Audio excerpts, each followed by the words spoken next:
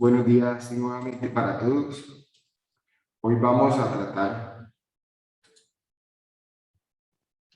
a explicar cómo continuar con la estructuración del proyecto en grupo.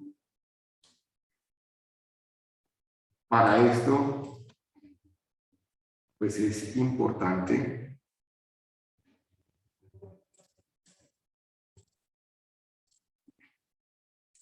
que usted ya tenga claramente definido lo que hasta ahora se ha hecho, ¿no? O sea, para poder avanzar en la estructuración de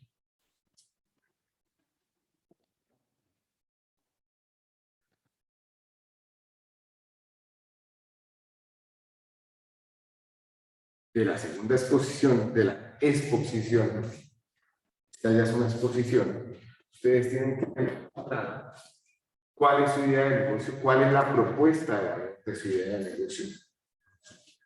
Y por supuesto, haber definido ya unos alcances de lo que va a tener su idea de negocios.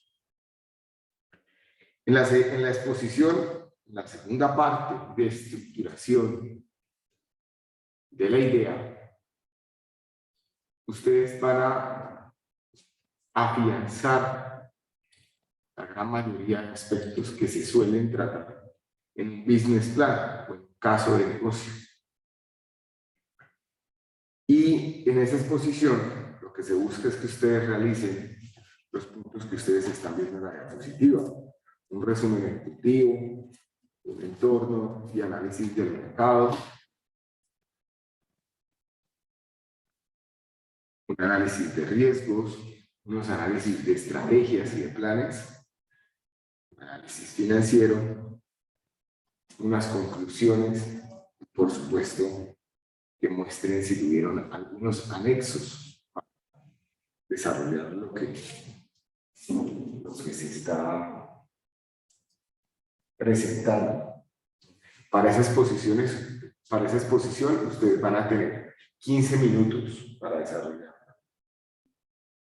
Si pican en la imagen que están viendo en pantalla, pueden tener acceso a un resumen ejecutivo de una empresa, de un caso de negocio de una empresa de mantenimiento. Entonces, hablemos un poco del primero. El resumen ejecutivo. Es importante que ustedes realicen esta diapositiva de último, que la estructuren de último. Es lo último que se debe preparar para la presentación, pero es lo primero que van a exponer. Sin embargo, lo que se busca es que en una sola diapositiva ustedes hagan un breve recorrido por todo el análisis que han realizado para el caso de negocio. Es decir, que expliquen nuevamente cuál es su idea, la propuesta de valor de manera muy rápida, sencilla, pero muy específica, ¿cierto? Y también comiencen a explicar los aspectos más relevantes que tienen que ver con el análisis de mercado que ustedes van a hacer, con los riesgos, con las estrategias, con las inversiones, los productos que van a comercializar, los costos netos y demás. La idea es contarle a los inversores o explicarle qué se les va a contar. Después van a comenzar a desarrollar la exposición, donde pues obviamente van a ir afianzando cada uno de los temas en los puntos más relevantes, y al final pues nuevamente van a destacar algún otro aspecto que no se haya tocado. El segundo es el análisis del entorno y del mercado, o entorno de análisis de mercado. Para la gran mayoría de los casos de negocios, pues los business plan, que son esos documentos con los que uno estructura o comienza a estructurar una idea de negocio, pues es el insumo más importante. Y de hecho, hay carreras completas para eso, ¿cierto? Las personas que estudian mercadeo, gran parte estudian para hacer ese análisis de un caso de negocio. Hay maestrías, especializaciones relacionadas con el tema, etc. Pero ustedes van a afianzar o van a abordar este tema desde su conocimiento, sin dejar a un lado el hecho de que hay que explorar aspectos claves para su idea de negocio. ¿Cuáles son esos aspectos que yo quiero que ustedes exploren? Primero, que identifiquen cuáles son sus posibles competidores. Su idea de negocio va a generar un producto o un servicio, ¿cierto? Asociado, que va a atender una necesidad. Puede que en el mercado no haya negocios que hagan exactamente los mismos productos y servicios que ustedes tengan. Si los hay, pues es fácil listarlos, ¿cierto? Esos serían sus competidores, y en función de diferentes aspectos ustedes pueden definir cuál va a ser el competidor más fuerte, etcétera. Pero si no lo hay, pueden haber negocios que hagan productos o servicios sustitutivos o complementarios a los que ustedes van a hacer. Es decir, tenemos competencia directa o tenemos competencia indirecta. El hecho es que siempre hay algún tipo de competencia, hay que identificarlo, ¿cierto? Como por colocar un ejemplo, si yo voy a colocar una hamburguesería, ¿será que un restaurante que se dedique a hacer perros calientes es competencia de la hamburguesería o no?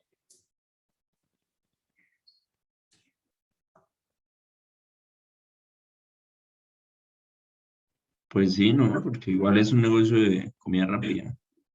Claro. Entonces, si bien no tienen el mismo producto, sí son competencia porque se encuentran atendiendo la misma necesidad, el hambre y la urgencia de pronto a veces de las personas, y están como en el mismo segmento, ¿cierto? El mismo segmento de mercado, el mismo nicho de mercado. Entonces, hay que identificar los directos y los indirectos. Lo primero que hay que hacer es eso. Después, no basta con solo identificar los competidores. Es importante que ustedes, como futuros emprendedores, o al menos en el ejercicio académico que están haciendo, reconozcan algo en esos competidores. Entonces, tienen que revisar qué les gusta de esa competencia, qué harían igual de esa competencia, que podrían replicar, y qué no les gusta, ¿sí? Que definitivamente no están ustedes de acuerdo y no lo quieren para su negocio. Eso es importante extrapolar. Segundo es, ¿quiénes son mis clientes? Y esta es una de las preguntas más complejas que hay a la hora de hacer un modelo de negocio. Porque hay muchos negocios. Hay negocios que con facilidad tienen un nicho y los puedo segmentar fácilmente, ¿cierto? Puedo decir, no, específicamente, mi cliente tiene estas y estas características y se encuentra aquí o allá. Pero hay negocios en donde aparentemente todo el mundo son potenciales clientes. Y eso es lo que en definitiva no se quiere, ¿cierto? Llegar a ese punto de decir todos son mis clientes. Sino que de alguna forma tengo que comenzar a revisar realmente cuáles son mis potenciales clientes en función de diferentes variables. Para unos será más fácil, para otros un poco más difícil. Pero las variables que pueden utilizar muchas veces pueden ser su capacidad logística, o sea, sus productos y sus servicios, hasta dónde pueden ir. ¿Sí? Puede que yo monte una heladería en Bucaramanga, pero no todo el mundo es mi cliente. ¿Sí? Porque no todo el mundo va a llegar a mi punto físico. Si tengo un punto físico, tendré que comenzar a revisar quiénes están alrededor. Y de los que están alrededor, realmente cuántos podrían estar interesados en comerse un helado, ¿sí? O qué tipo de helado que yo vendo, etc. ¿Sí? Más o menos claro, ¿vamos bien? Sí, señor. Lo siguiente que deben revisar son qué proveedores o quiénes son los proveedores de su negocio. Y aquí es muy importante que ustedes comiencen a cuestionarse si tienen algún tipo de dependencia con esos proveedores. Me explico, o sea, si yo volvemos al mismo ejercicio, al mismo ejemplo de ahorita, si voy a colocar una hamburguesería, pues yo necesito ciertos insumos, ¿cierto? El pan, la verdura, las salsas, por decir algo. Son insumos que yo puedo, de alguna forma, tener varios proveedores, ¿cierto? Y jugar, por decirlo de alguna manera, en el futuro con esa gestión de los proveedores. O sea, puedo buscar rebajas, puedo buscar financiación, etcétera, con ellos, en función obviamente del volumen de mercado que yo les envíe también a ellos. ¿Cierto? Pero si mi propuesta de valor varía ligeramente, puede que esos aspectos se vean ya un poco más restringidos. ¿A qué me refiero? Si yo digo que voy a tener una hamburguesería de carne tipo Angus, pues ya no me sirve cualquier proveedor de carne, ¿cierto? Pues, y si ese proveedor es uno solo, el tema comienza a ser complejo, porque ¿qué pasa si ese proveedor decide cambiar las condiciones? ¿Qué pasa si le sube el precio? ¿Qué pasa si ya no me distribuye en los tiempos en los que yo los necesito, etcétera? Lo mismo puede pasar para otro tipo de empresas. No sé, si ustedes van a colocar alguna empresa de servicios de ingeniería para energías renovables a través de paneles solares, por ejemplo, pues entonces el que les provee a ustedes los paneles es un proveedor que tiene una importancia grande para su negocio, que puede afectar tanto positiva como negativamente el desarrollo de su negocio en función de lo que ocurra, digamos, en el desarrollo del mismo. Es claro lo que es importante identificar, o sea, siempre identificar competidores, clientes y ahora proveedores, pero tengo que extrapolar, tengo que sacar, hacer un análisis de para qué estoy identificando eso.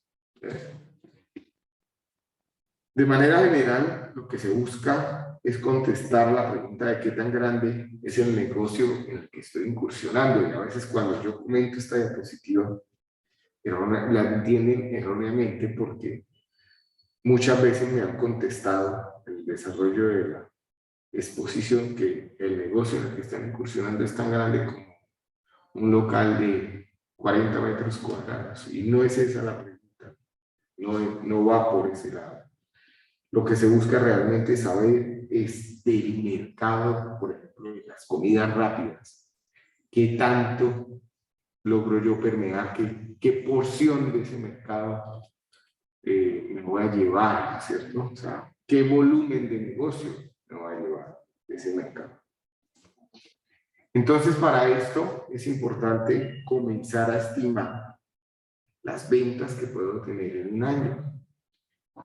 Y por supuesto, teniendo el volumen de ventas del mercado, que en algunos sectores pues, se consiguen estadísticas fácilmente, en otros no tanto, pero si logro encontrar el volumen de mercado y yo ya conozco mis ventas, podría definir cuál es la cuota de mercado, es decir, cuál es la porción del pastel que se lleva mi empresa o mi emprendimiento.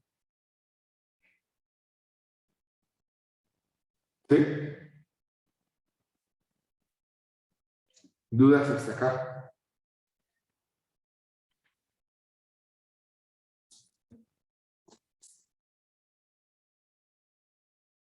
Entonces, definir en el entorno de análisis de mercado cuál es la cuota de mercado es un aspecto importante para la exposición, hay que intentar hacerlo. ¿Sí?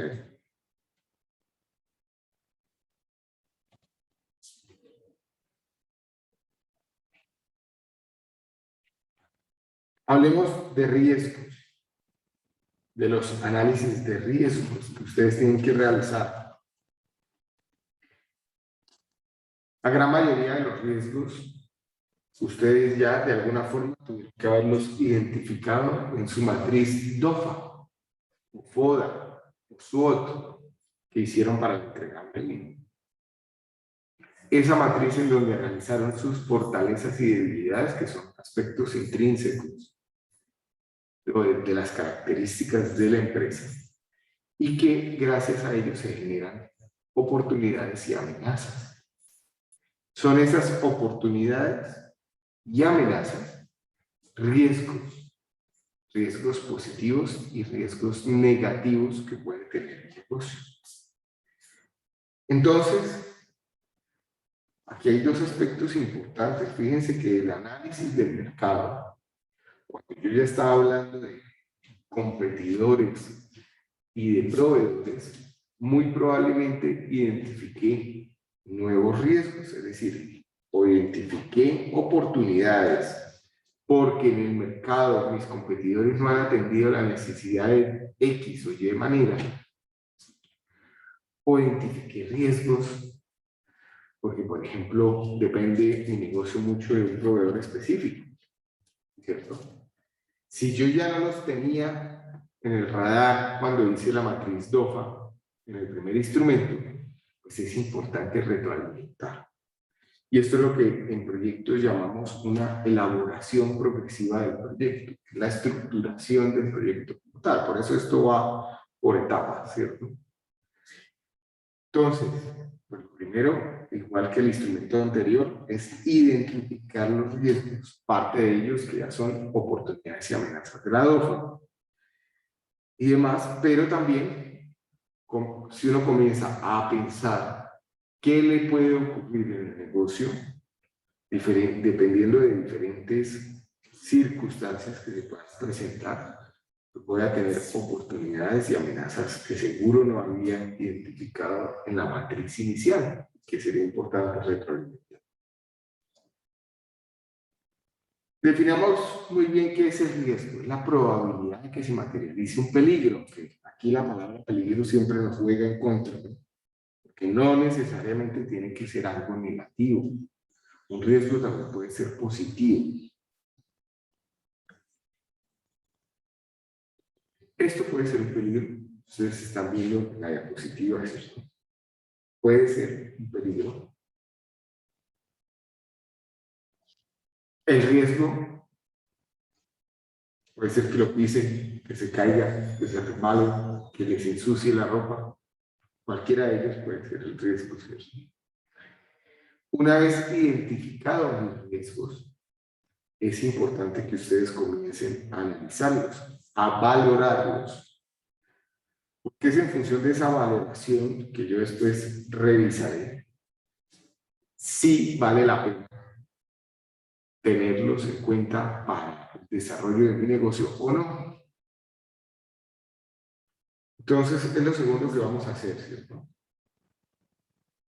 Valorar los riesgos. ¿Cómo se valoran esos riesgos?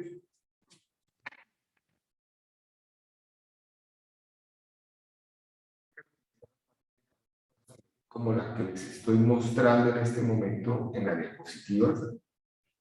Si ustedes se fijan en esa matriz de calor, hay dos aspectos importantes a la hora de hacer la valoración de riesgos. Y uno es qué tan probable es que ocurra el peligro que ya identifiqué y qué consecuencias puede tener la materialización de ese peligro.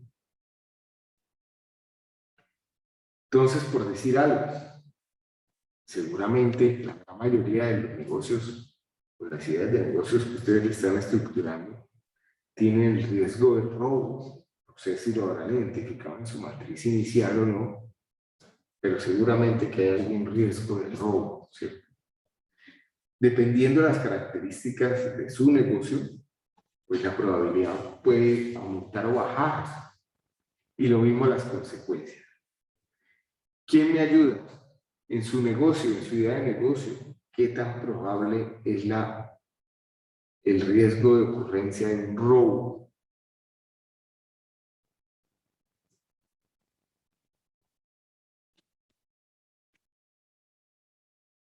Escucho.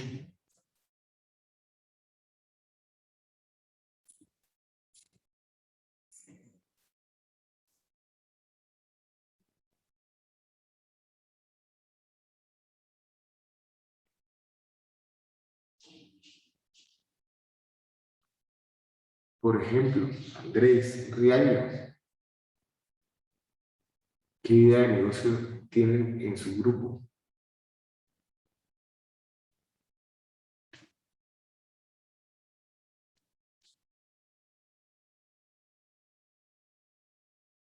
¿Sí está Andrés?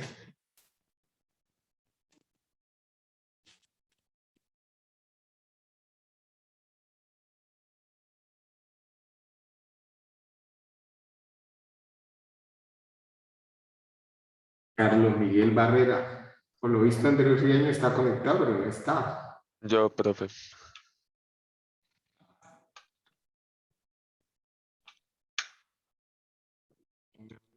Sí, profe. Carlos, ¿qué idea de negocio tienen ustedes? Nosotros tenemos una idea de negocio de creación de inmuebles a base de material, bueno, plástico de segundo uso, Creación de muebles. de tipo mobiliario. Es que te entendí, inmuebles. Así, me creo que es mobiliario. ¿Tienen la probabilidad de hurto, de robo? ¿Existe el riesgo o no? ¿Perdón? ¿Podrían tener el riesgo de robo en su idea de negocio? Sí, ¿Qué tan probable podría ser? pues no creo que tan alto. O sea, en cuanto a innovación del robo, no creo que sea tan... Voy a referir a varios aspectos de ese robo. Tú has comentado algo de innovación, pero también puede ser el robo material de insumos, de maquinaria. Pues en cuanto a maquinaria, Eh, pues para la segunda etapa en donde se tenía pensado en tener una fábrica con la cual se pueda procesar el plástico, ahí sí se podría presentar un tipo de robo pues de alto riesgo, ya que sería una maquinaria de alto valor. ¿Qué tan probable es que ocurra? Pues es maquinaria pesada. Yo diría que es más bajo o moderado, porque no es No, maquinaria que pero ojo, Carlos, que vamos por partes. Hablemos de la probabilidad que la columna azul. se... ¿Qué tan probable podría ser ese robo? Raro, improbable, posible, probable, casi seguro. Mm, posible, Imposible. ¿Y qué posible. consecuencias podría tener? Pues sería un gran atraso porque el plástico toca tratarlo. Entonces, o sea, traería que no podríamos tratar nuestro propio plástico, sino que tocaría conseguirlo por medio de entes externos. Entonces, la consecuencia sería insignificante, menor, moderada, mayor o catastrófica. Eh, mayor. Mayor. Entonces, fíjense que, de acuerdo a lo que nos acaba de decir Carlos, que es su análisis, ¿cierto? Y él es el que mejor conoce su idea de negocio. Pues la probabilidad de ocurrencia es posible y su impacto mayor. Eso lo llevaría a un riesgo extremo. Ese riesgo extremo habría que atenderlo de alguna forma, ¿cierto? Habría que considerarlo, ya vamos para allá. Pero cada uno de ustedes tiene que hacer la misma valoración de los diferentes riesgos que tengan, ya sean positivos, ya sean negativos, ¿cierto? Ver qué probabilidad de ocurrencia tienen, qué consecuencias tienen y cómo queda finalmente valorado el riesgo. Ustedes pueden que identifiquen muchos riesgos, puede que tengan 20, 30 riesgos, pero a la hora de valorarlos, no todos deberían tener las mismas consecuencias, las mismas valoraciones. ¿Sí?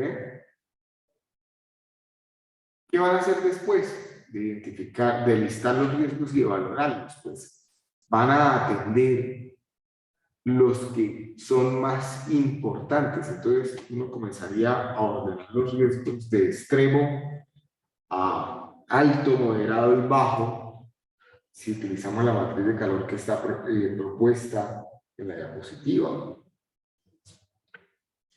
y generaría estrategias y planes específicamente para los riesgos extremos, que son los que tienen mayor probabilidad de ocurrencia, ¿cierto? Y una mayor consecuencia. ¿Sí? Entonces, ahí es cuando pasamos al siguiente punto, que es las estrategias y planes. Y a estrategias y planes, lo que me interesa acá es comenzar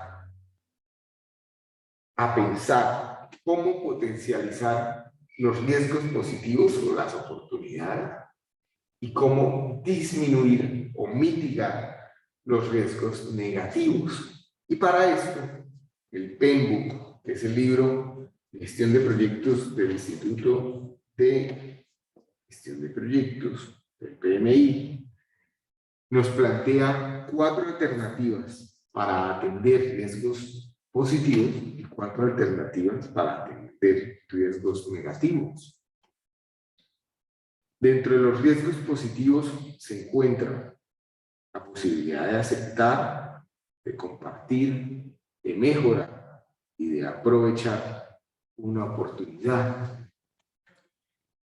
Mientras que en los riesgos negativos tenemos la posibilidad de aceptar, mitigar, transferir y evitar. Entonces pensemos en el mismo riesgo robo, ¿sí? Que ya se valoró como extremo, por tanto lo voy a generarle un plan. Si decido aceptar el riesgo, sencillamente no estoy haciendo nada para mitigarlo, porque es un riesgo negativo, entonces hay que mitigarlo. Aceptar significa no tomar ninguna acción hasta que ya se produzca. ¿Sí? A menos que se produzca. Entonces no hago nada. ¿Sí? Si ocurre el robo, ¿qué hago? Pues lo que hacemos todos, ¿cierto? Colocar un denuncio, ponerse muy triste, mirar a ver dónde se consigue otra vez la plata para adquirir lo que se compró. Eso sería aceptar. ¿Cómo puedo mitigar el riesgo de robo? ¿Qué opina Carlos? Los demás compañeros. ¿Cómo se podría mitigar el riesgo? ¿Qué plan o qué estrategia propone? Ahí no puede entrar lo de pólizas de seguro. Claro, pero no. En la forma de mitigar no está propiamente los seguros. Ese es el mejor ejemplo de transferir. Transferir el impacto del hilo a un tercero y poseer la respuesta en conjunto. O sea, sí, yo puedo atender el riesgo comprándome un seguro, pero esa es una forma de atenderlo con la estrategia de transferir. Si se presenta el robo, yo cobro el seguro. Y con ese seguro, pues sencillamente vuelvo y compro la máquina, ¿cierto? Que me hayan robado, si es una máquina, los insumos, etcétera. ¿Sí? ¿Qué sería mitigar?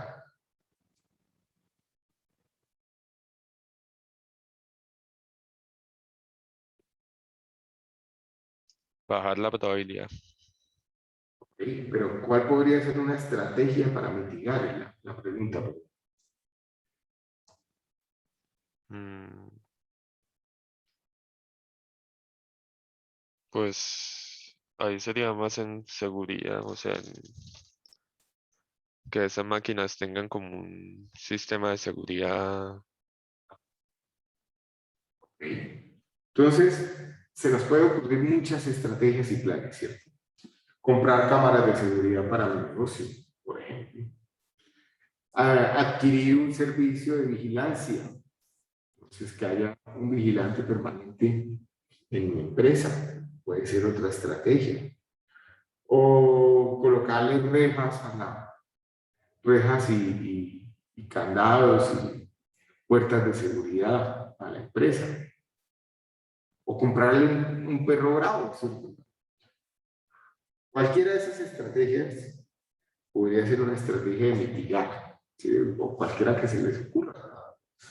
Una que ya acaba de decir Carlos es buscar una alarma, ponérsela directamente a la máquina y que se active la misma si se ve en situación de robo, si la mueven, por decir algo. ¿Sí? ¿Cuál puede ser evitado? En el riesgo hurto es muy complejo, ¿cierto? Entonces, no todas las alternativas, no siempre voy a encontrar una estrategia y plan que encaje con cada una de las alternativas. Ustedes, a la hora de valorar, identificar los riesgos extremos y los altos, cuando vayan a generar las estrategias y planes, no tienen que generarlas, o no tienen que generar una dependiendo en cada forma, o sea, no tienen que generar una estrategia para aceptar, una para mitigar, una para transferir. No, ustedes sencillamente van a reunirse en grupo y pensar qué van a hacer con ese riesgo. ¿Sí? ¿Qué van a hacer? ¿Alguien tiene identificado dentro de su OFA alguna oportunidad para que miremos cómo podrían ser las formas de atender una oportunidad?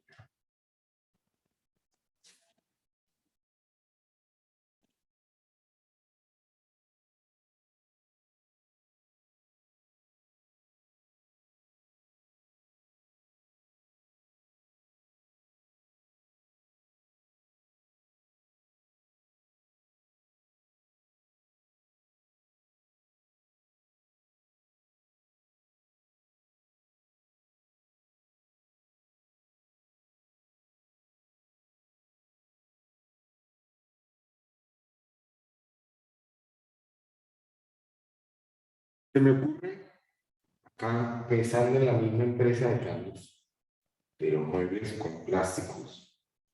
¿Qué tipo de plásticos son los que ustedes usan ahí? ¿Reciclaje? Sí, de segundo uso ya tratado. Pero, por decir algo, las botellas PET, Sí, ¿funciona? sí, ¿Sí? o sea, tratar ese tipo de plástico para que sea... Ok. Entonces, una oportunidad que ustedes tienen es de conseguir los insumos muy barato, ¿cierto? O incluso gratis, ¿sí? Entonces, no sé, o sea, se me ocurren que en las estrategias de aceptar, pues sería no hacer nada, ¿cierto? Aceptar la oportunidad si se presenta, pero que no tome ningún enfoque proactivo para que ésta suceda. Compartir.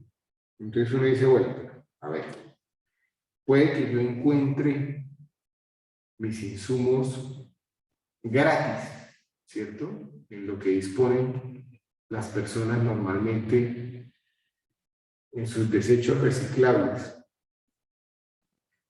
Pero igual implica desplazarla hasta los diferentes lugares y recogerla y después tratarla además, ¿cierto?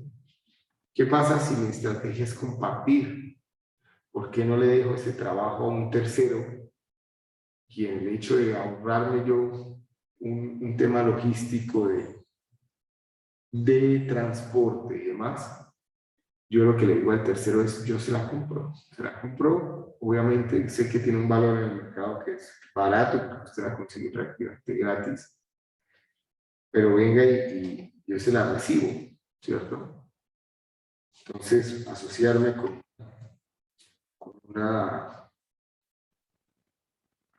con una cadena de recicladores o algo así que puedan buscar yo los insumos de manera más económica o más expedita también. Mejorar, dice, mejorar el riesgo, aumentar la probabilidad de su impacto, ¿cierto? No sé, buscar la forma de no presionar a los estamentos públicos para que todo el mundo tenga que reciclar y de pronto disponer en un punto específico,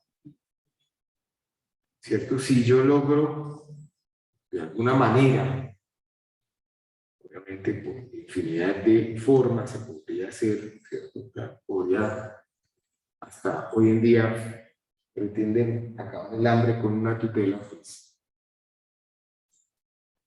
podría intentar un instrumento similar, ¿cierto? O sea, buscar unas razones suficientes para tutelar, ¿cierto? Evitando todos los inconvenientes que tenemos, por ejemplo, actualmente con el tema de la basura, la gente hiciera una disposición correcta de estos productos, etcétera, que no ocurre. Y aprovechar, pues, es asegurarse de que efectivamente se realiza esto que en este momento no se me ocurre cuál podría ser una alternativa. Claro, entonces lo que tienen que hacer con el tema riesgos, que es primero identificarlos, después para valorarlos y después generar las estrategias y planes en función o de los más extremos, de los que ya sé que son más importantes para la empresa. Fíjense que si alguien estuviera emprendiendo por ahí hace 2 o 3 años, cualquier negocio, muy probablemente en su matriz de riesgos nunca se le ocurrió que se podría materializar una pandemia y las consecuencias que podría traer la pandemia, ¿cierto? Si alguien lo hubiera hecho, de pronto la estrategia y plan sería, no sé, pasar todas las ventas online o desde un principio del negocio previendo que pudiera haber un tema de pandemias, de aislamiento, de cuarentenas, pues comenzar a tener servicios virtuales. A todo el mundo le tocó hacerlo eventualmente, ¿cierto? O sea, nadie tenía la estrategia, todos tenían la estrategia de aceptar y finalmente lo que hicieron fue poner la estrategia de aceptar. Pues cuando se presentó el riesgo, comenzar a adaptarse. Los que lograron adaptarse hoy están de alguna forma todavía en funcionamiento y los que no lograron adaptarse, pues sencillamente muchos tuvieron que cerrar. Finalmente, lo que se va a hacer es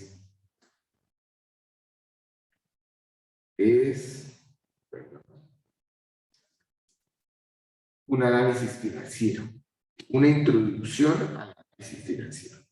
Es importante que ustedes hagan el análisis de mercado, el análisis de riesgos y sus estrategias y planes antes de abordar el análisis financiero. Este es un trabajo en grupo.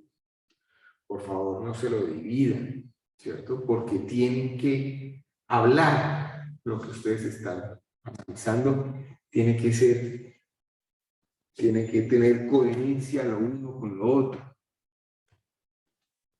En el análisis financiero vamos a comenzar a analizar varias cosas. Primero, ¿qué productos vende el negocio? Y es importante que ustedes no tengan definido un único producto. La sugerencia es que al menos tengan 10 productos. ¿Sí?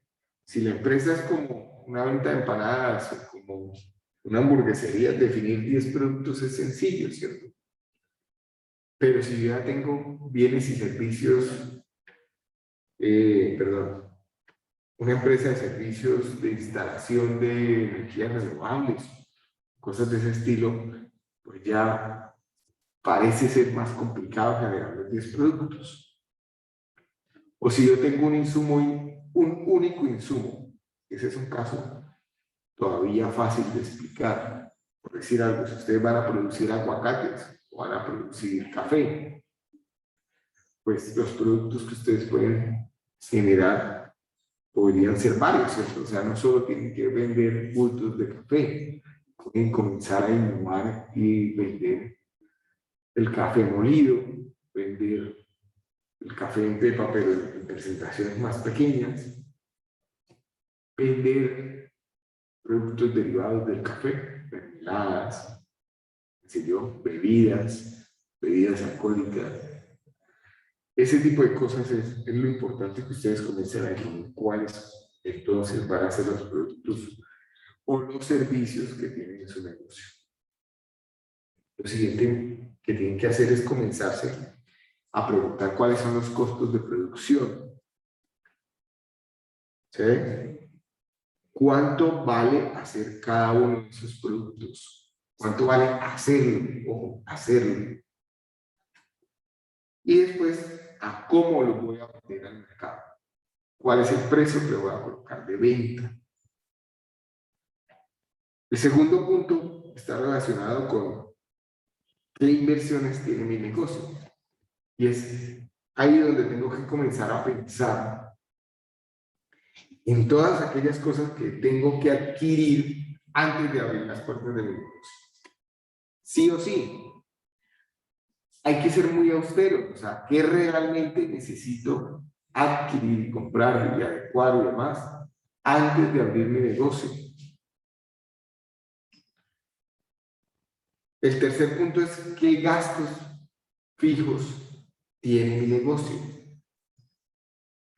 que son todos aquellos gastos que, independiente de si vendo una hamburguesa o no, pues yo tengo que hacerle frente siempre, ¿cierto? Siempre. ¿Cuáles son los más típicos de estos gastos?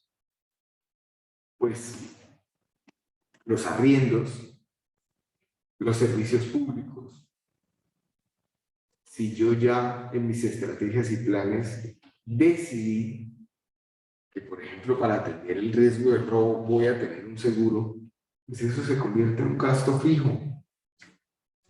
El gasto del seguro todos los años, ¿cierto? Si yo decidí poner una empresa de seguridad o pagarle a una empresa de seguridad, pues eso es un gasto fijo. Independientemente de si vendo o no vendo productos, ya adquirí un servicio de vigilancia, pues tengo que pagarlo. Si ya definí dentro de mis estrategias y planes que para que si yo no se dañen las máquinas hay que hacerle mantenimiento, pues ese es un gasto fijo que tengo que comenzar a contemplar. ¿Qué pueden ser otros gastos fijos? La papelería que se gasta en el negocio, los temas de transporte, etc. También es importante que ustedes calculen el costo de oportunidad de su negocio, de su proyecto de inversión. Ya para eso hicimos varios ejercicios, ¿cierto? De cómo calcular el costo de oportunidad en función de el capital que está inmerso en el negocio o la estructura de capital. Y ya sabemos que esa estructura de capital proviene de deuda y proviene de un patrimonio, ¿cierto? De unos ahorros de unos socios, de un dinero propio de los socios. Y finalmente, hacer una simulación de crédito. Ustedes todavía no están en capacidad de hacer la simulación de crédito, no lo hemos explicado. Es el tema que vamos a comenzar la próxima semana, que es todo el tema de matemáticas financieras. Ahí vamos a desarrollar un ejercicio en un Excel de una simulación de crédito. Es exactamente lo mismo lo que tengo que poner para la exposición. Sí es importante tener presente que para el punto 4, cuando calculen el costo de oportunidad, hay una limitante estrictamente académica para su idea de negocio. Y es el hecho de que el capital propio máximo que puede estar invertido en el negocio es del 40%. Es decir, por efectos académicos, yo les estoy pidiendo a ustedes que la inversión que requieren para abrir su negocio se divida entre deuda y capital propio. Y que ese capital propio sea máximo del 40%. Es decir, que mínimo se tiene que endeudar un 60% de la inversión. ¿Dudas hasta acá?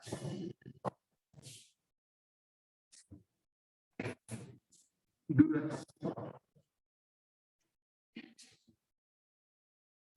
Profe, yo tengo una. Sí, Juan.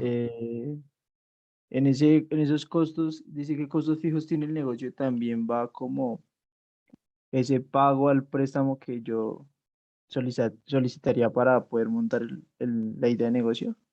No vamos a buscar todavía eso va a salir eventualmente en el modelo financiero que vamos a tratar, o sea, no hay que preocuparse por el pago. Ya ustedes de Vale, alguna profe. forma sí lo van a presentar en esta exposición cuando hagan la simulación de crédito. Cuando se haga la simulación de crédito, vamos a hacer un supuesto de cuánto se tiene que pedir prestado y de cuánto serían los pagos. Pero no está dentro de los costos fijos. ¿Sí? Sí, profe. Sí, de Hay costos fijos ya como tal, materia prima, lo que uno necesita, salarios y eso, pero no esa deuda. La materia prima tampoco es un costo fijo, ¿Por qué, profe? Si necesito esa materia prima para, por ejemplo, producir pero no o brindar un necesitas servicio. siempre la misma materia prima. La materia prima que necesitas, tu capital de trabajo se llama eso,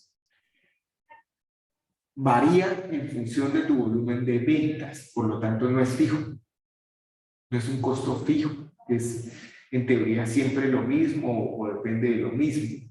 ¿Sí? Si tú tienes poquitas ventas, necesitas poquita materia prima. Si tienes muchas ventas, necesitas mucha materia prima. Listo, profe. Ahí ya le entendí. Ya le ¿Sí? entendí lo de costo fijo. Sí, señor. Y si tú pactas un arriendo, ya sabes que todos los meses vas a gastar. Si ya dentro de tus procesos de producción sabes que tienes que gastar. Es más, incluso a veces los servicios, bueno, los servicios porque uno puede estimarlos más o menos lo mismo y si uno no tiene ventas, o sea, la razón de entender los costos fijos es, independientemente de las ventas, algo tengo que pagar. ¿Sí? O sea, si yo quisiera ser muy estricto en lo que son los costos de producto, que es el número uno, podría incluso incluir ahí parte de los servicios públicos. Porque en los procesos de producción de algunos productos voy a necesitar energía, ¿cierto? Y si no vendo nada, de todos modos me va a llegar un recibo de energía a mi local, ¿cierto? O a mi empresa, o a mi taller, o a lo que tenga, incluso a la casa de mis padres, y resulta que la empresa va a comenzar con un sitio prestado en un principio, ¿sí? Y otra porción irá asociada netamente al producto, pero no vamos a hilar tan fino. Para nosotros, los servicios públicos son costos fijos, porque independientemente de si tengo ventas o no, va a aparecer ese gasto. ¿Sí? Va a aparecer ese gasto. ¿Dudas? ¿Otras dudas? No. Vamos a mirar Moodle, por favor. Si quieren todos, ingresemos a Moodle.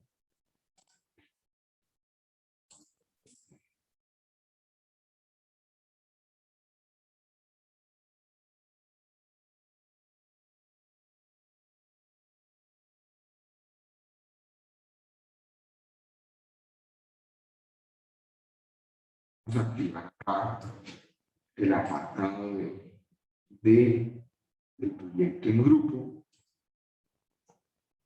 Y acá donde dice exposición, se lo puede activar.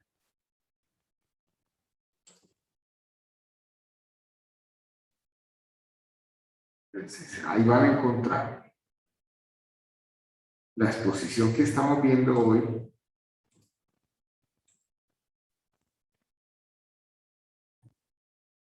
Van a encontrar un foro y van a encontrar unas plantillas. Digamos, esto, la entrega todavía no la vamos a definir.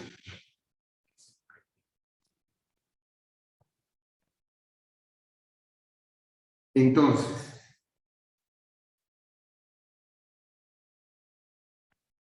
hablemos sobre el foro, que es una de las herramientas de evaluación que tenemos en la asignatura. ¿Qué tiene que hacer en este punto? Pues, por favor, leerse el artículo que está aquí propuesto y responder en el foro cómo gestionarían el riesgo que está ahí, en ese artículo, que está planteado en el artículo, que ya se materializó. Eso por una parte. Segundo, vamos a descargar todas las plantillas.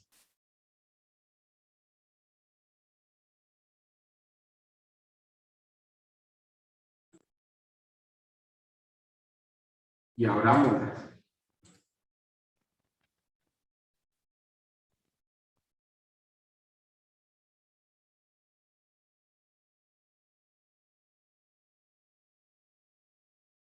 ¿Están viendo las plantillas o siguen viendo Google? No, profe, aún no vemos las plantillas.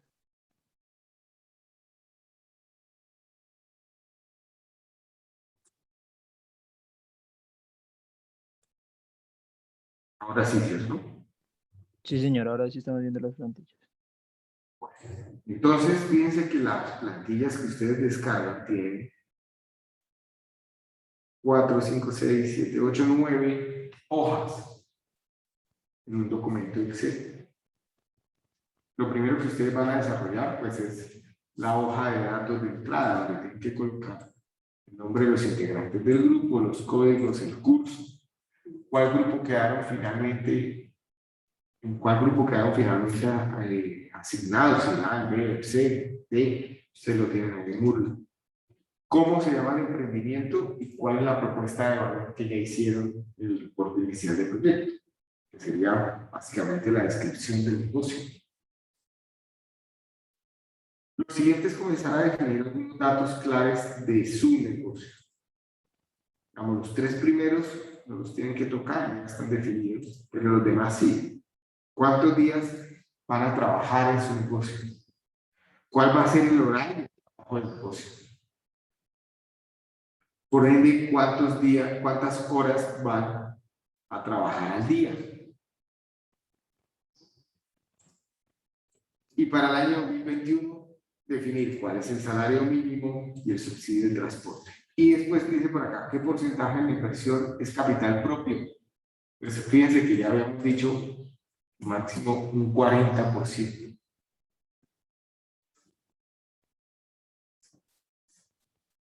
¿Sí?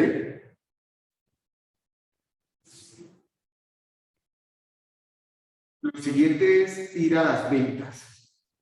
Vamos a comenzar a responder.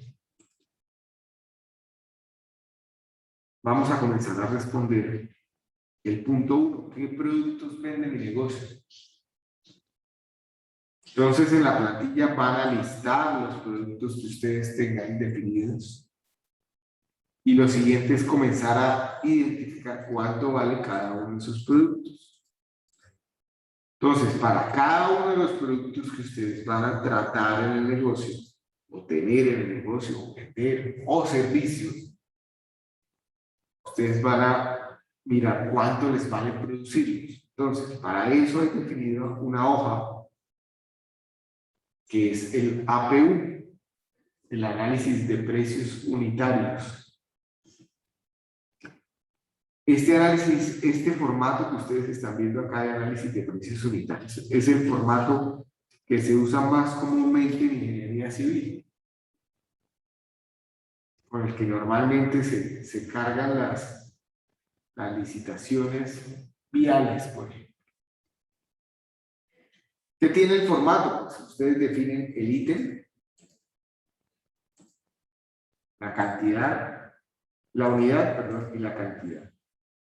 Y después revisan qué tienen asociado a los productos.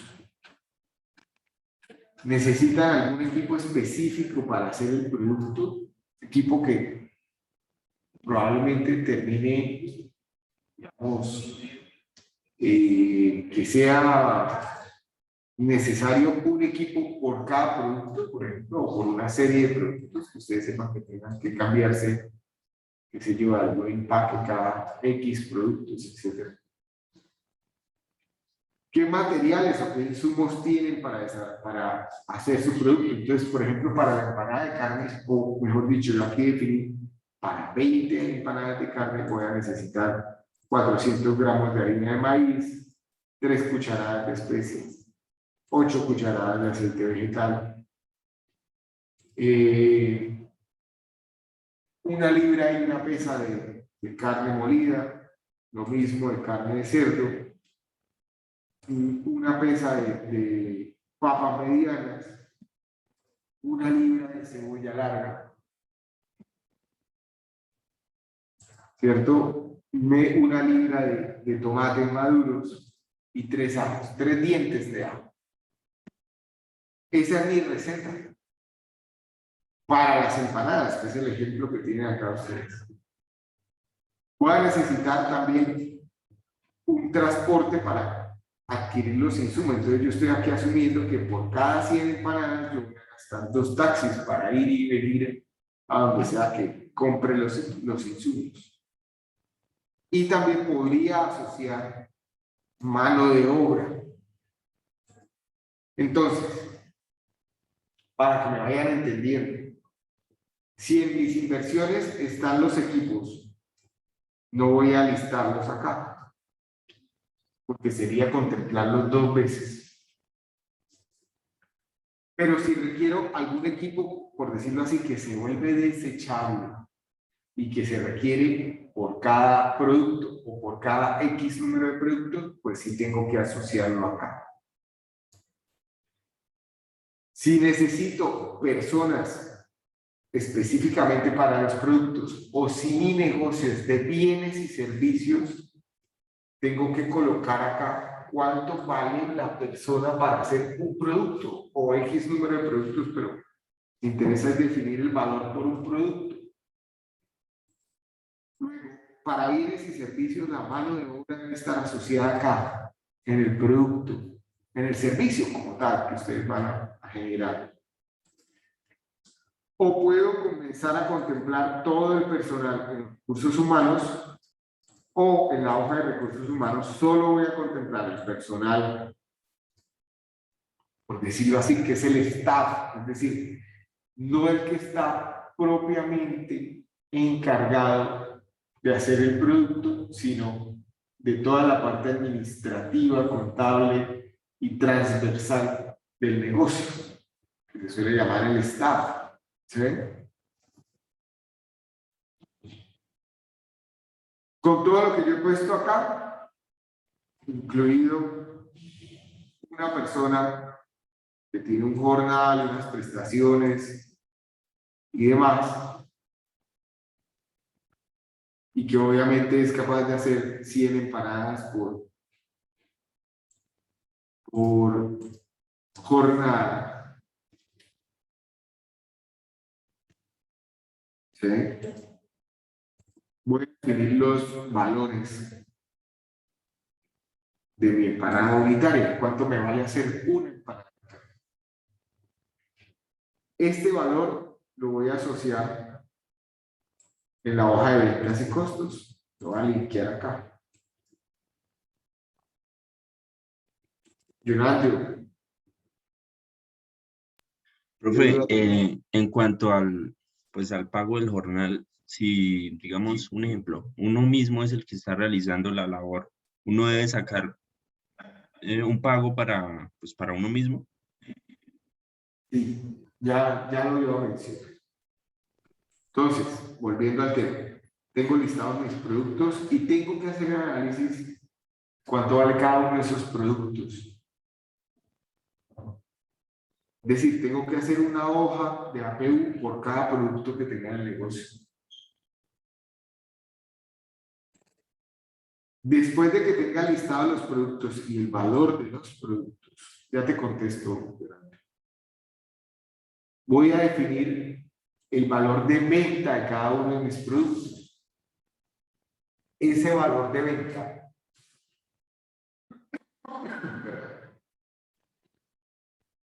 ¿Cómo lo defino? Pues lo primero es revisar el mercado. ¿Cuánto valen los productos similares en el mercado? Mi producto debería ser igual o ligeramente inferior para comenzar a competir. Entonces, de esa manera yo definí aquí los valores paralelos. Yo tengo un puesto de empanadas que es legal, que está constituido en un local, que es un local pequeño, que probablemente tenga una mesita ahí para el que quiera pasar y sentarse, comerse algo y demás. Estos son los precios que le he puesto a las empanadas porque sé que eso es lo que normalmente se suele pedir por ese tipo de productos, en esas condiciones. Si yo hubiera dicho, no, yo tengo un puesto de empanadas, pero es que son empanadas gourmet y puestas en un sitio exclusivo, y ya le servimos con mesero las empanadas a la mesa, pues probablemente el valor de venta podría ser mayor, ¿cierto? Entonces fíjense que depende del cómo y qué tengo definido para mi negocio. Lo siguiente que podría hacer es definir cuántas cantidades de cada uno de los productos pretendo vender al año. Y ojo aquí cuando coloquen estas cantidades, porque tienen que comenzar a pensar si administrativamente somos capaces de hacerlo o no. Si con las maquinarias que tenemos somos capaces de hacerlo. Con eso ya hemos respondido la primera pregunta. En las plantillas ya está la primera pregunta. Segundo es, ¿qué inversiones tiene mi negocio? Entonces nos vamos a la hoja de inversiones. Juan Manuel, sí. Profe, ahí donde usted mencionaba lo de cantidades, cuando usted está brindando un servicio, ¿cómo se pone esa cantidad al año? Pues igual que como lo haría para las empanadas. Y yo, aquí como lo hice, estoy diciendo, voy a vender, qué sé yo, 10 empanadas de carne cada día. Y yo ya dije que trabajo 5 días a la semana. Entonces, 10 empanadas por 5 por 52. Ahí está, 2.600 al año. ¿Sí? De servicios, no sé. Si tú tienes una empresa de aseo, entonces que un servicio es lavar carros, otro servicio es lavar oficinas, otro es lavar fachadas. Pues igual, comienzas a pensar, bueno, ¿cuántos de estos voy a hacer en el año? ¿Sí? Sí, señor, sí, ya. Vale, profe, gracias. Inversiones. Comienzo a listar todo lo que necesito para antes de abrir mi negocio. Entonces, por decir algo, aquí yo coloco el ejemplo lo más amplio posible para que ustedes vean cómo se podrían clasificar las diferentes inversiones. Entonces dije, bueno, voy a comprar una franquicia de empanadas típicas, por decir algo. ¿Cuánto vale esa franquicia? ¿Y cómo lo clasifico? Entonces fíjense que en las clasificaciones tipo 1 y tipo 2 se separan en la celda y hay dos opciones, ¿cierto? O es material o es inmaterial. Estoy adquiriendo inmaterial o inmaterial.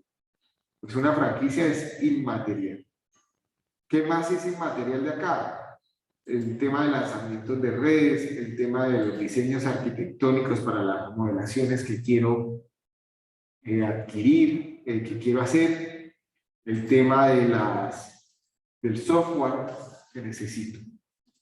Y después comienzo a clasificar ese material inmaterial en diferentes categorías que tienen ustedes ya definidas ahí. Pueden ser franquicias, estudios y diseño, licencias informáticas, publicidad y mercadeo, redes sociales y páginas web, edificaciones y construcciones, terrenos, vehículos y computadores, maquinarias o equipos y otro tipo de materiales. ¿Qué podría ser otro tipo de materiales? Entonces yo digo, no, a ver, volvamos a pensar, el negocio es lo que les acabo de decir. Un local pequeño que tiene una zona donde voy a hacer las empanadas, que tiene un mostrador y que tiene una mesa, ¿sí? Entonces, ¿qué me hace falta? Ya tengo la franquicia, tengo los mesones de acero para hacer la producción, la freidora industrial, okay, la caja, el computador, ¿cierto? Yo estoy diciendo que voy a adquirir el local, esa es mi decisión. Ustedes pueden tomar esa decisión en su empresa. Podría decir, no, ¿sabe qué? Yo no voy a comprar un local, voy a rentar un local. Voy a gastar en unas redes al principio y voy a hacer una remodelación. Por lo tanto, tengo que hacer unos diseños arquitectónicos y el gasto de la remodelación como tal. Un software. ¿Qué me hace falta? Las mesas, unas sillas, y de pronto, ¿qué voy a colocar sobre la mesa? Un salsero, unos salseros. Entonces, fíjense que estas mesas, sillas y demás, las puedo clasificar como materiales, ¿cierto? Son bienes materiales. Y acá, la clasificación de las mesas podrían ser otros materiales, las sillas también, otros materiales, que no son maquinarias, ¿cierto? No son equipos, no son terrenos ni demás. Entonces, lo voy a clasificar de esa manera. Al final, la hoja de cálculo les va a decir por acá cuál va a ser el valor de su inversión, ¿cierto? Si hubiera dejado el local, pues fíjense que sube considerablemente, ¿no? 3 millones. Por ahora no se preocupen con esto que están viendo acá. ¿Sí? Aparte de la inversión, les está diciendo, en función de lo que definieron en la hoja de datos de entrada, cuál es el capital propio que ustedes tienen que poner. Y uno podría pensar en colocar acá de una vez cuál es la deuda.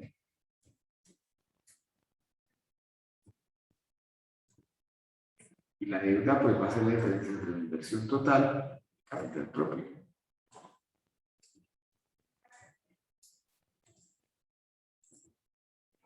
¿Sí? Voy a decir que no compro el local.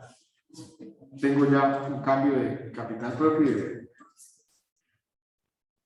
Lo siguiente que me van a preguntar son los gastos fijos. Entonces, hay una hoja que se llama gastos fijos, en donde ahí sí voy a definir un arriendo, los servicios, la papelería, los seguros, los mantenimientos y demás que ustedes tengan en su negocio.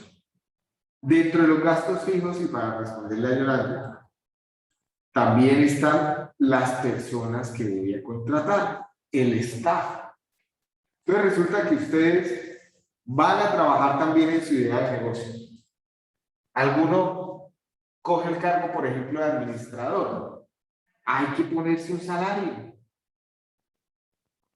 ¿Por qué hay que ponerse un salario? Porque si el día de mañana el negocio va bien y ustedes se cansan de hacer empanadas o de ser el administrador del punto de empanadas, ustedes lo pueden delegar. Pero si no han contemplado el salario, pues puede que el negocio dé, entre comillas, pero no dé para ponerle un empleado. Entonces, desde el principio tienen que estructurarlo con la estructura que debe ser, que además ustedes ya la definieron en el reporte inicial del proyecto. Acuérdense que hicieron un organigrama inicial y hicieron un organigrama consolidado.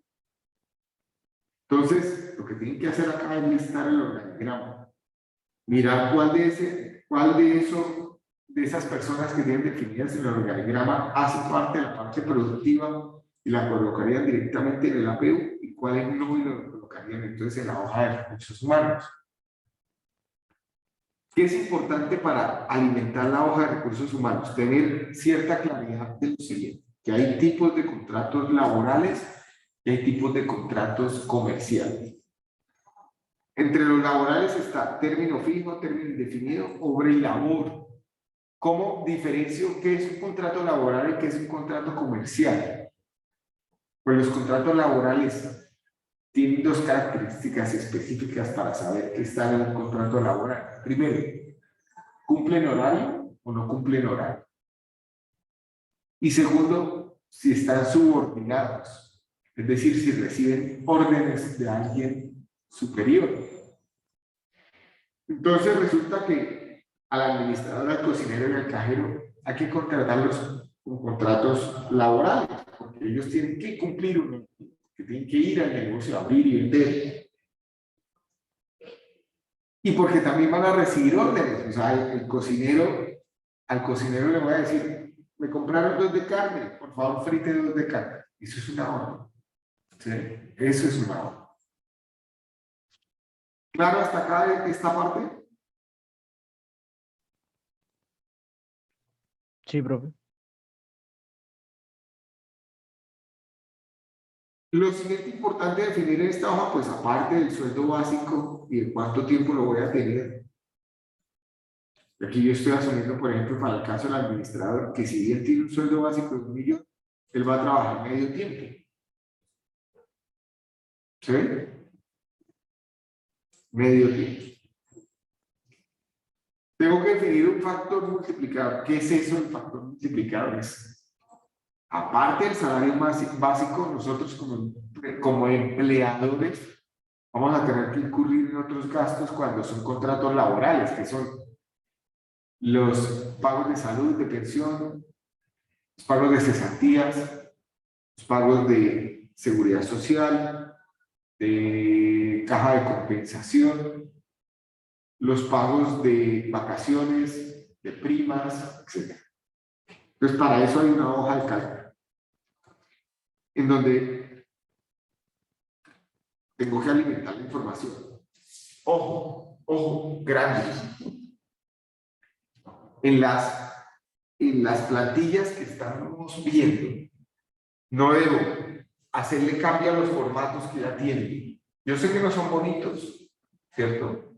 Pero no los cambien, no le pongan colores, no le agreguen celdas, no le quiten celdas, no le agreguen columnas ni filas, porque después en el modelo financiero sencillamente vamos a colocar una hoja más y si todo está bien, debería comenzar a correr fácilmente. Solo deben cambiar las celdas que tienen color azul o fondo amarillo y color azul. ¿De acuerdo?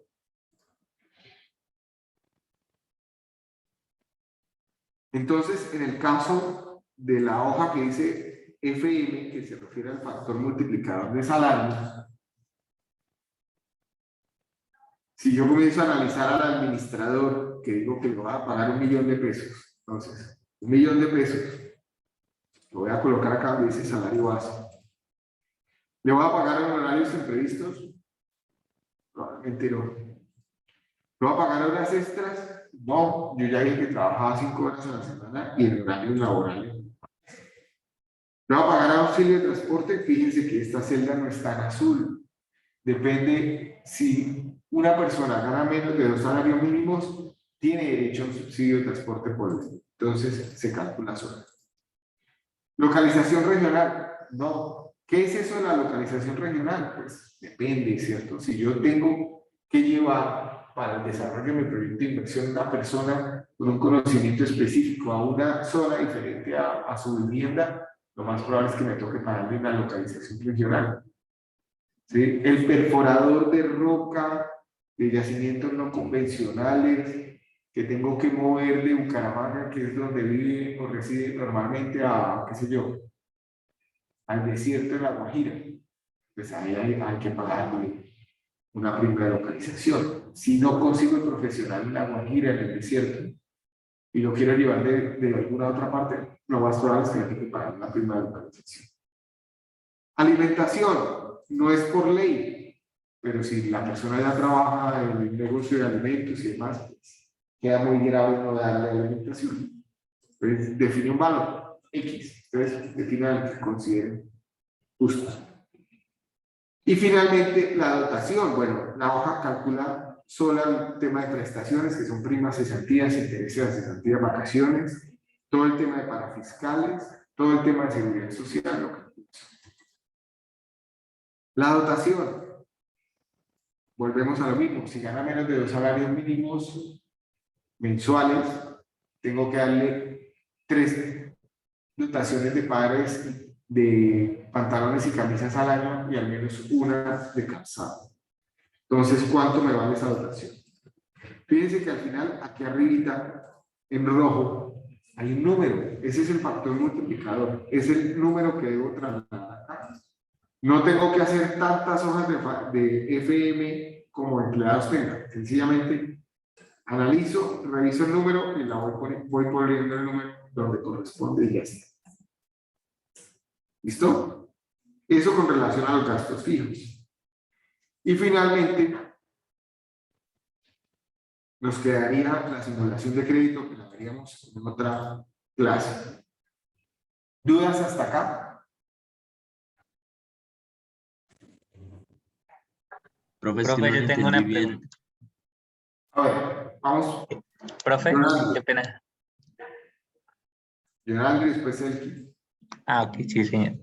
Juan Manuel también tiene la mano levantada. Yolanda, lo escucho. Profe, pues es que me quedó la duda, no le entendí bien si hay que hacer una hoja de factor multiplicador por cada empleado o no. No toca hacer una hoja de factor multiplicador por cada empleado. Sencillamente revisan las características de un empleado, miran cuál es el factor multiplicador de la hoja y la trasladan al número a recursos humanos, a la hoja de recursos humanos. Ah, listo. Juan Manuel tenía una... No, profe, se me ha quedado la mano levantada de la pregunta pasada. Elkin, ¿cierto? No, profe, era respecto al foro, que hasta cuándo había plazo de responderlo. Ok, el foro, vamos a mirar el foro. Entonces, démosle 2 semanas a ese foro, démosle hasta mitad de septiembre.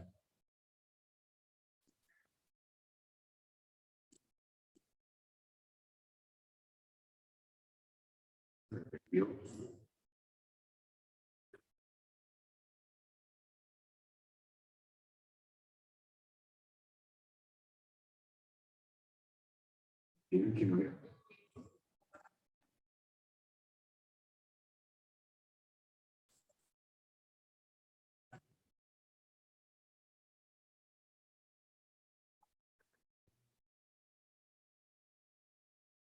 ¿15 de septiembre?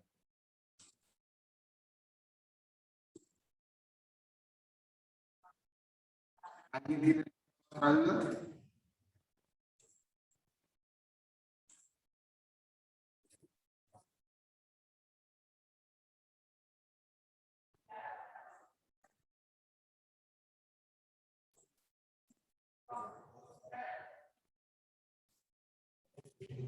¿Alguna otra duda?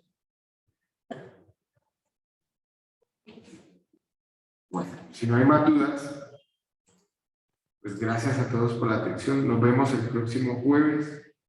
Creo que arrancamos con una retroalimentación del parcial y luego con el tema de matemáticas financieras.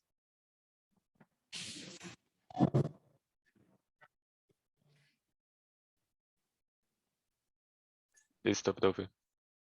Hasta luego, profe. Bueno, Hasta luego. profe, hasta luego. Hasta luego, profe. Hasta luego. Salud.